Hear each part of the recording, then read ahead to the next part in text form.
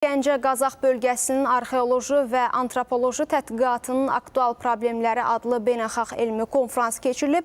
Görkəmli alim, tarix üzrə fəlsəfə doktoru Mansur Mansurovun 90 illik yubileyinə və 18 aprel beynəlxalq abidələr və tarixi yerlər gününə həsr olunan konfransda tarixi abidələrin qorunması və öyrənilməsinin vacibliyi qeyd edilib. Konfrans iştirakçıları bölgədə aparılan arxeoloji qazıntıların nəticəsində əldə olunan maddi mədəniyyət nümunələrindən və bu barədə kitablardan ibarət sərgi ilə tanış olublar.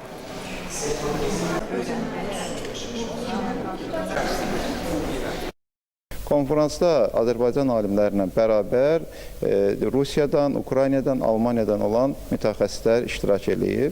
Xronoloji baxımdan baxdıqsa, konferans daş dövründən başlayaraq son orta əsrlərə əhatə edir və bütövlükdə Gəncə Qazax bölgəsinin bütün abidələrinin son illərdə aparılmış tədqiqatların əsas nəticələri dinlənəcəkdir. Buna həsr olunan konferansa 70-dən artıq elmi məruzə təqdim olunmuşdur və bu məruzələr 2 gün ərzində təqdim olunacaqdır.